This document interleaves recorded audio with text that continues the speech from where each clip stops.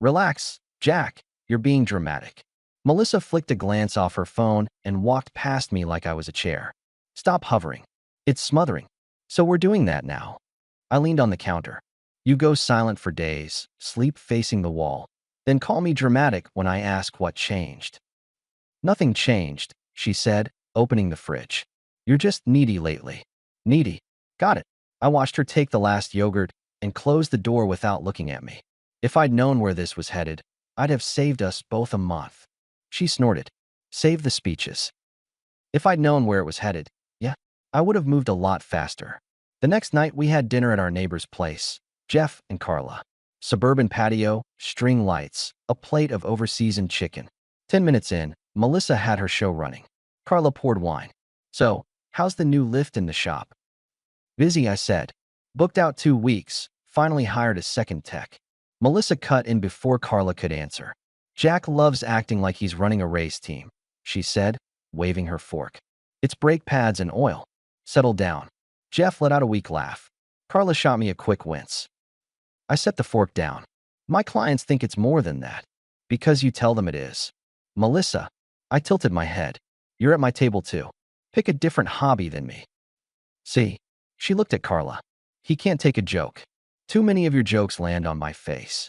Jeff cleared his throat. Anyone try that new taco truck on Main? Great food, Melissa said. Jack, tell them how you burned the steak last week and almost cried. I didn't blink. Tell them how you didn't come home until midnight and called it errands. Carla froze, glass halfway up. Jeff scratched his neck. Okay, Carla said carefully. Who wants more salad? None for me, I said. I pushed back my chair. By the way, folks, quick heads up. I'm scaling back the couple circuit. No more double dates for a bit. Excuse me. Melissa frowned. You don't decide that alone. I just did. I stood. If it's a comedy show where I'm the bit, I'm out.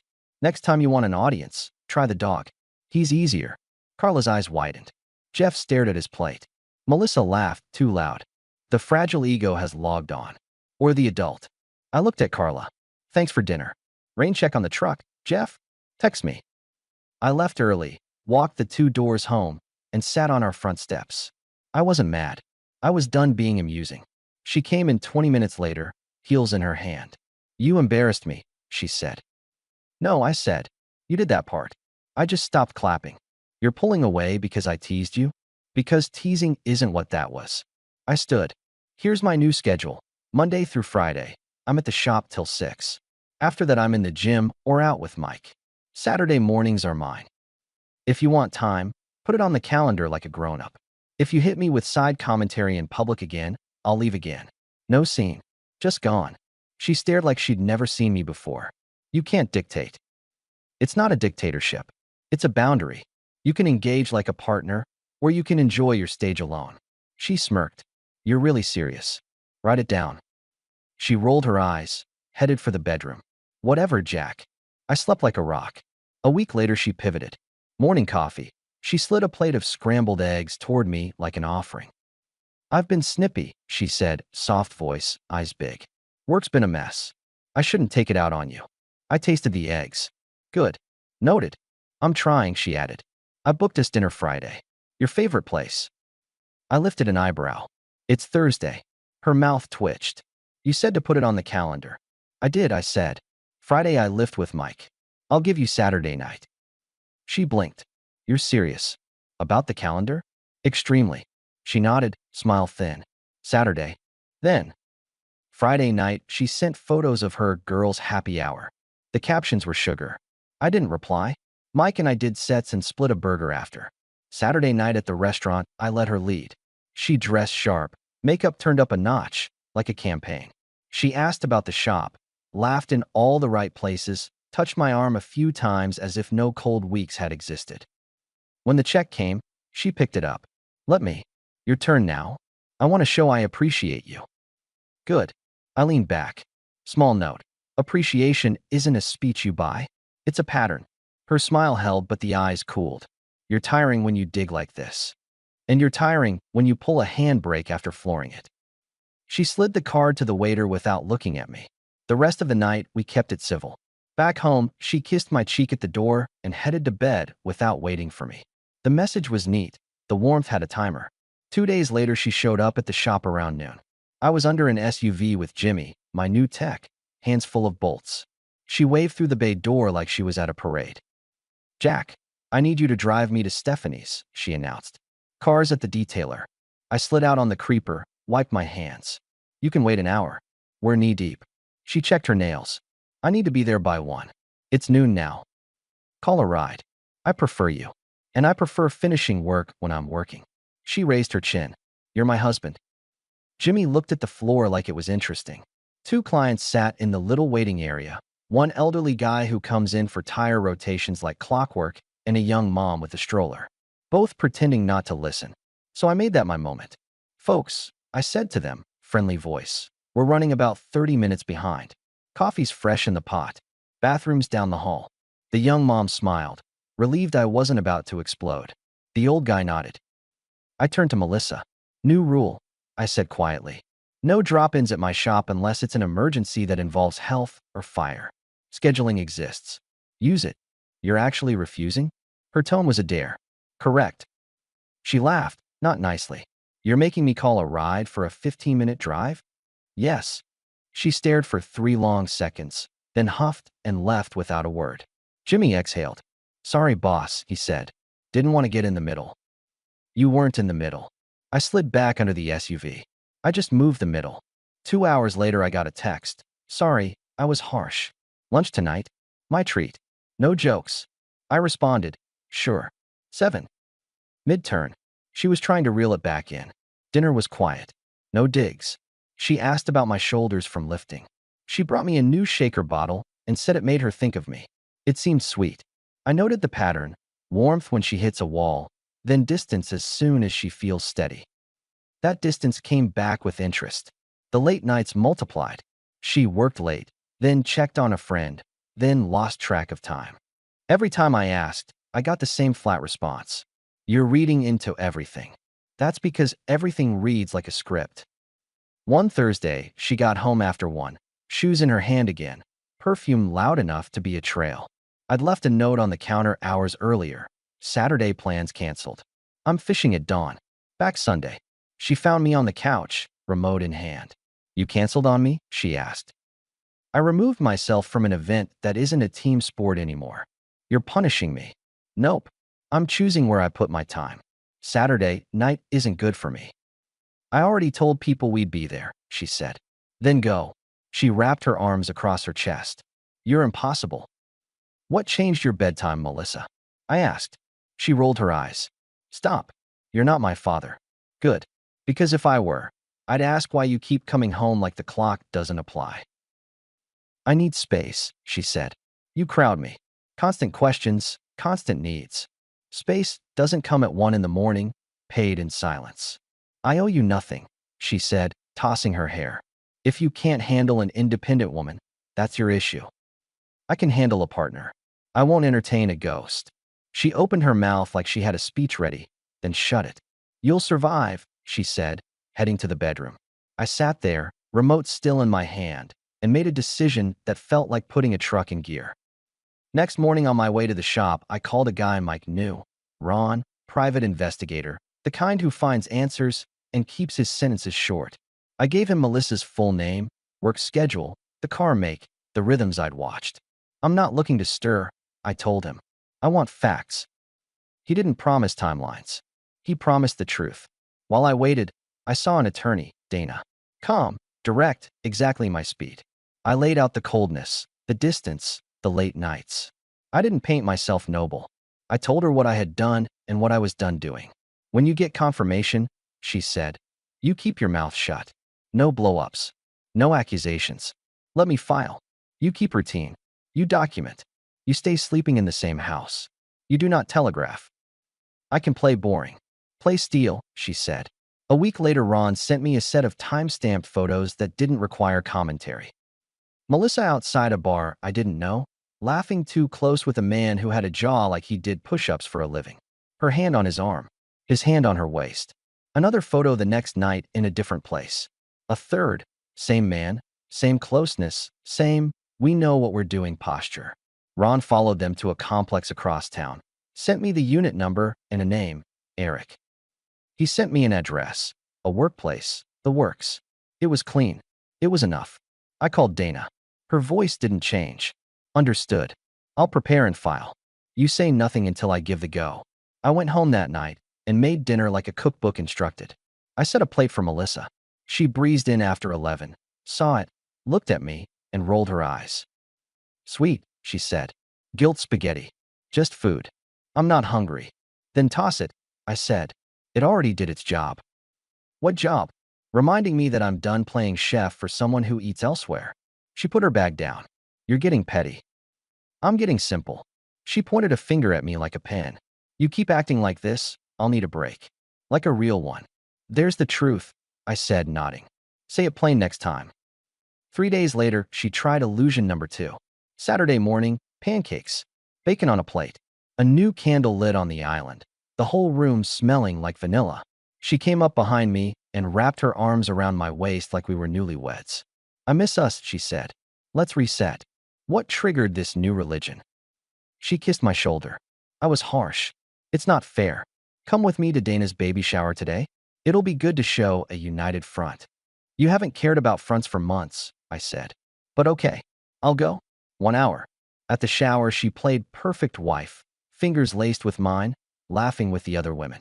I stood next to Mike by the grill. You good, he asked. I'm a prop today, I said. It's fine. I can stand still. You look like you want to flip the table. Not my style. Melissa floated over once to adjust my collar like a director. Smile, she whispered. Like this. I flashed a pleasant nothing. You want the teeth or just the cheeks? She pinched my arm gently, then walked away. An hour later, I told her my time was up and left. That night, she went for coffee and never came back before midnight. Kill turn was already done. The decision hardened in me like concrete setting. Dana texted, we're close. Days, not weeks. Monday morning, Melissa pulled the pin she'd been polishing. I need a break, she said at breakfast. Voice light as she clicked through her phone. Space. A change of scenery. I'm going to the coast with the girls next week. 7 days. I already looked at flights. Do that, I said. You're not going to argue? Why would I argue with a plan that gives you exactly what you keep saying you need? She looked up, eyes narrowed. You're being agreeable. I'm learning, I said. You say you need ocean air? Go breathe it. She studied me. There's something off about you. Clarity, I said. It looks strange at first. She bought a suitcase with tiny gold wheels. She left little stacks of beach clothes on the guest bed. She made a show of it like a teenager packing for summer camp. I smiled when appropriate, nodded when necessary, and went to the gym a lot. The night before her trip, she tried gentle again. Want to watch a movie? She asked, sitting close on the couch for the first time in a month. I can make popcorn. I'm turned in early, I said. Have a good flight. She frowned. You're really not going to make this hard? Nope. Okay, she said slowly. Okay. The morning she left, I dropped her at the airport, loaded her suitcase, kissed her forehead like a friend. Enjoy space, I said. You too, she said, suspicious and amused at once. I drove straight from the airport to my own. Dana's last message the day prior. 2 weeks. That's what she needed. 2 weeks gave me room to breathe, to get completely off the stage. I booked a single ticket to Miami for 14 days, texted Mike my plans, and flew out that evening with a small bag and a cleaner mind than I'd had in months. Miami isn't complicated. Sunday wide sidewalks. People who don't care about your story unless you choose to tell it. I did my version of a detox, ran on the boardwalk at sunrise, ate food with too much lime, slept like a human being. Day 3, at a cafe with outdoor tables and a painfully competent cappuccino, I met Brooke. She was reading something with a lot of footnotes and underlining. We made eye contact because the barista mixed up our drinks. She laughed. Are you the guy who ordered the very serious double? I'm the guy who ordered a basic coffee and got this dissertation. It looks like it could file taxes, she said, sliding mine across. Here, return to sender. We talked. Easy. She had a job in design, a mind that felt sharp, and a laugh that hit the right notes. She didn't press for details, so I gave the outline. Things at home are ice. I didn't cause it, and I'm not fixing it alone. I'm here to remind myself I'm a person. That's a healthy sentence, she said. Want a walk, or is that too old school? We walked. We ate dinner that night. The next day, we rented bikes. We didn't pretend to be more than two adults who liked talking and who made each other feel normal. After a few days, we looked like a couple from the outside. Easy banter, shared table, inside jokes. I told her the longer version of my home mess. She listened without pity. She's letting go of something good, Brooke said, twirling a straw wrapper. That's not your mess to hold. Appreciate it. What's your lawyer say? To sit still and not announce my clarity until the paperwork is set. Then sit still, she said. With good coffee. On day 7 of my trip, the text came through at noon. Melissa, I'm home. Where are you? I was at a street market with Brooke, holding a plastic fork and a paper boat of shrimp. I took a quick selfie with Brooke in the background, both of us in sunglasses, ocean behind us. I sent it with one word, breathing. My phone buzzed like it had a fever. Call after call.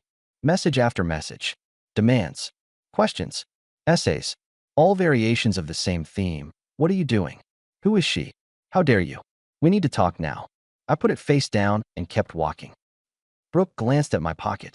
That the glacier? Yeah. You going to answer it? No, I popped a shrimp. I'm going to breathe. We sat on a bench. She leaned back, looking at the water. You okay? I'm better than okay. Good.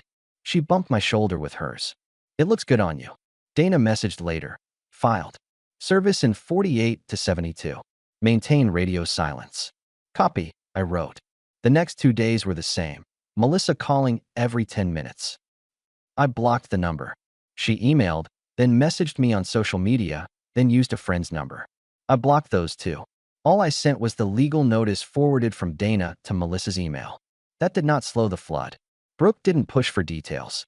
She met me for dinner, teased me about my taste in music, and let me be a person without assignments. My last night, she made me a small dinner in her rental. Pasta, salad, nothing elaborate. She lit a candle and rolled her eyes at herself. This isn't a seduction, she said, smiling. It's a goodbye so you don't leave thinking this was just coffee and bike seats. I didn't, I said, but I'll accept the carbs. We ate. She handed me a paper bag with a notebook and a pen. On the first page, she'd written one line. Keep your rules. If you want to talk, she said at the door later, call. If you don't, that's okay too. I'm not running plans on you. You're easy to like. Same. She hugged me like we'd known each other a decade, and that was that. Back home, my key turned in my own front door and found a suitcase standing like a bouncer in the entryway. My suitcase. On top, a post-it, be a man and give me space. Go stay with Mike. M. I laughed. It came out as a clean sound. She was in the kitchen, arms crossed, eyes hot.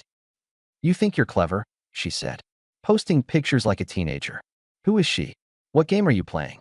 Melissa, I said, dropping my travel bag on the couch. You packed the wrong person's things. This is my home too, she snapped. You've been disrespecting me for weeks. You disappear, you ignore me, you send pictures with whoever that is. You think I'm stupid? I think you got comfortable. I pulled my phone and scrolled to a folder I'd never wanted to need. And I think you forgot I'm not furniture. I don't want to see your little memes, Jack. I want an answer. Okay. I held the screen up. Photo 1. Her by the bar with Eric, their bodies too tight to pass for cousins. Photo 2. A different night, a different closeness. Photo 3 outside the complex. Ron's notes were crisp at the bottom. Times, dates, addresses. She went very still, like the power went out. Her face dropped whatever expression she was rehearsing. That's not. She started, then stopped. She looked at the floor. Back at the photo. At me. Where did you? That's not the relevant question. I can explain, she said, the words mechanical. You can't. She swallowed. You've been cold, Jack. You've been distant. You pushed me away. You made me feel like nothing. No, I held up a finger. We're not doing a thesis. We're finishing a lease. She blinked fast. Listen to me. 60 minutes, I said. Take what's yours and what you can carry. Your login to the joint account is disabled. Your car stays, your name's on it. This house is mine. If you need a moving truck for the rest, schedule it with Dana through email. I want a time on the calendar, and I'll have someone here to watch. You will not be here without a set window. You can't kick me out of my own home, she said, voice rising. It's not your home, I said calmly. And I'm not kicking. I'm choosing who lives in my house. That person is not you. You're cruel. I'm collected. I have nowhere to go tonight. You have parents, friends, a guy with a jawline and an address. Her face flushed. Don't talk about him. I just did. She took a breath, tried to tilt the table one more time. You're throwing away years. Years ended when respect left. I'm just catching the bus. She stared at me for a long 10 seconds. It wasn't anger anymore. It was calculation, dying on arrival. If you leave now, you'll regret it, she said, a last thin thread. I won't. She grabbed a suitcase from the hallway closet and started stuffing clothes. No neat folds. No careful stacks. She took random items off shelves like she wanted to hurt the shelves. I didn't flinch. I opened the front door at the 58-minute mark. She walked out at the 59, dragging the little gold wheels that scraped the threshold. The door shut behind her with a clean clap. I texted Brooke later. Back. It's done. She replied, proud of you. How do you feel? Like I can't hear again. Eat something and sleep, she wrote. Then start living. For the record, I did eat. I slept on my own bed like it belonged to me because it did. The next morning, I moved her things from the closet to labeled boxes. I scheduled a time with Dana for pickup and forwarded it to Melissa. No extra words. No notes. Melissa's calls tapered once the paperwork she received spelled out what she wasn't getting. We'd kept finances careful. My shop, my house from before the marriage, separate lines. Dana's plan was clean. The split finalized in a month. Melissa moved back to her parents' town 2 states away. I heard through a mutual that she was piecing together a new start and rotated through short leases while she looked for something stable. I didn't cheer. I didn't gloat. I just made coffee and went to the gym. Brooke and I talked every day. Not performative, just normal. Some days were 2 minutes. Some days were an hour. She sent me a photo of a sunburn she got because she refused sunscreen out of principle. I told her that was a poor principle. She told me to mind my own shoulder. 6 months later, I came home from a late shift at the shop and found a suitcase by my door. Not mine this time. Brooke was on the porch step, hair wind-tangled, smile nervous for the first time I'd seen. I flew in, she said, holding up a hand like a ticket. I know, dramatic. I was on a project, and the whole time I kept thinking I was explaining color palettes to someone who wasn't you. That's a strangely specific romance speech. She laughed. I'm not good at speeches. I'm good at knowing when I'm done pretending I'm casual. I want to build something with someone who knows how to keep rules and keep kindness. I want that someone to be you. I leaned on the door jamb. Took you long enough. You sure? She asked. Not coy. Just making sure the ground was level. I've been sure since the notebook, I said. She exhaled, relief like an unrolled fist. She stepped forward and hugged me. Same old ease, no big show. We carried her bag in. I made her tea. We talked through logistics like adults. She had a lease to end and a job that could move. I had a life rooted here and space for more. We didn't rush a ceremony, but we didn't drift either. When we did it, it was simple. Backyard, friends, Mike making a toast that for once didn't roast me, Carla dropping off a casserole and hugging Brooke like she'd known her forever. No speeches about destiny. Just 2 people who had learned to keep things clean. My house looks different now. Not because of new furniture, because of how it feels to walk in and not check the clock. My shop runs tighter than ever. Jimmy's a manager already. I sleep well. I lift heavier. I bought a used truck I'd wanted for years and didn't ask permission. The spare room is an office with Brooke's sketches pinned on a cork board and my notes in the margins, and we argue about lamp placement like it's high art.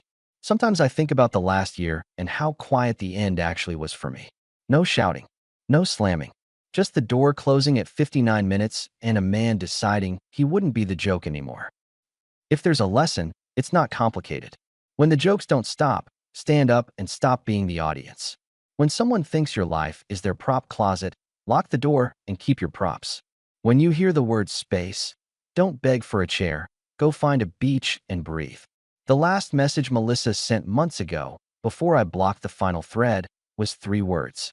We made mistakes. She meant both of us.